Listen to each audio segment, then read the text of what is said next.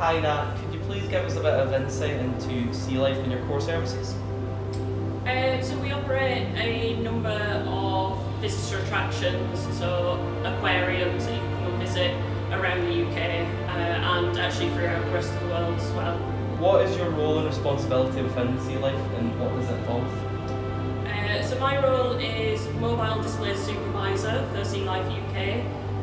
So I actually move around between different UK Sealife centres, just supporting the animal care teams where needed. So I've got a really varied and interesting role. What do you enjoy most about working within your role? So personally, I get the opportunity to work with all kinds of different animals, different teams, different aquariums. So I really enjoy that, kind of moving around, seeing a little bit of everything and getting involved in a little bit of everything. Did you expect your current role within your company to be like this? Some aspects of it, yes, and other aspects of it are not quite what I've expected, but it's all been interesting and fun so far.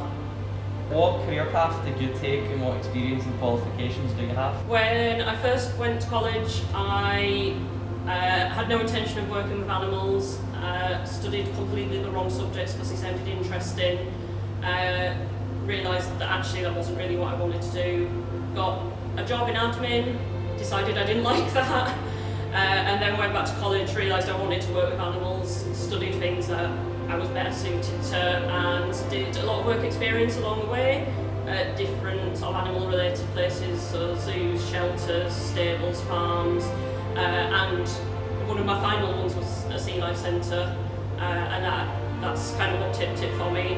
I then changed my mind about what I wanted to study at university. I had been applying for veterinary medicine, but decided actually marine biology sounded more interesting, and just went from there with different volunteering positions until part-time jobs came up, and then just worked my way up gradually. What advice do you have for young people who may be looking to get into your industry sector?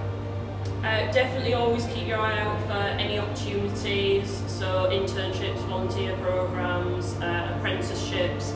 Things are always changing in the zoo and aquarium industry, so it's definitely always worth just keeping a check, seeing what opportunities are out there, and even if they don't seem like they're the right opportunity or you don't think that you're qualified or whatever, still, have a go, apply. You never know what's going to turn up. Describe your role within your company and what kind of training a young person could expect to receive within your industry.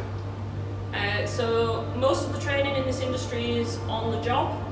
You learn as you go, you learn as situations come up and as things happen. From one Sealife centre to another, people will have very different experiences. There are some more formal training courses that we run internally and externally that will cover things like animal health and husbandry to give you the kind of starting point to make a good career of it. But most of it, about 95% of what you learn is on the job. What are the top 3 skills and personal qualities that you expect a young person coming into your workplace to have? Definitely a good work ethic. It is hard work. It's very, very rewarding, but it is hard work. You have to put the hours in and get things done. Adaptability as well. No 2 days are the same. Things can change in a matter of minutes and you need to be able to react quickly, and just a positive attitude and enthusiasm. People in this industry are not in it for the money, they're in it for their love of working with animals and wanting to get involved in conservation projects and make a difference, so having that enthusiasm really makes a big difference.